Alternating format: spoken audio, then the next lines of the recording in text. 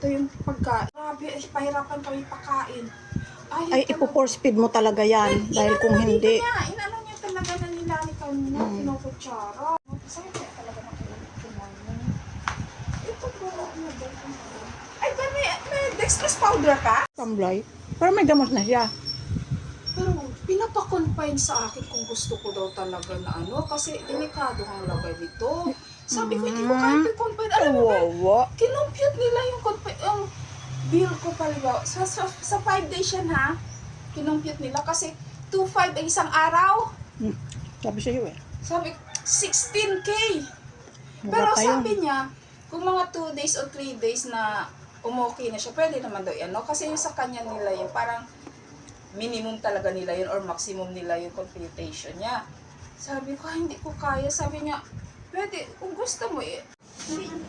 Hindi man daw kasi ang mahawaan mo daw si Roxy Bell. Oh. Pag pag halimbawa tumais si Hugo na nakain niya. Yun lang daw. Hindi man daw to airborne. Ang distempered ang airborne.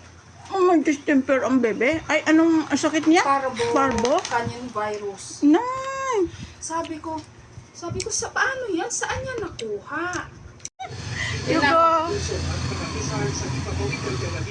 Takaw panhital Oh, kita mo pag malaki, di ba isang ano niya lang? Oo. Na? Eh, dapat talaga litin lang eh. Kulit-kulit Hugo, kasi. tumingin ka dito. Dito? Ah? Ah? Galit siya. Kaya ano ba pakialam mo? Gusto ko pa ng pandesal. Ang cute kaya niya nung... Kumain ka ng marami. Hugo. Takaw panhital Oh, kita mo pag malaki, di ba isang ano niya lang? Oo. Na? Eh, dapat talaga litin lang eh. Kulit-kulit Hugo, kasi. tumingin ka dito. Dito? Ah? Ah? Galit siya.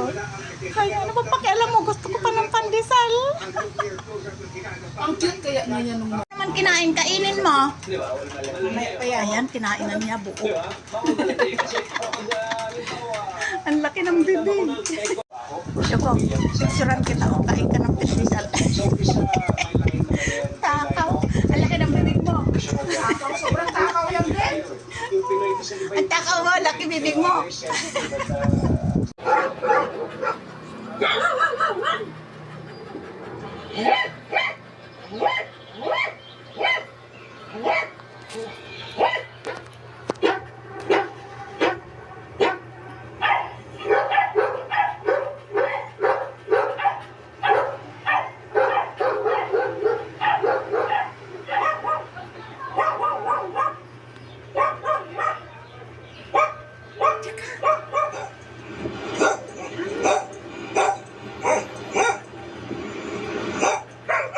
Ganda rin ako.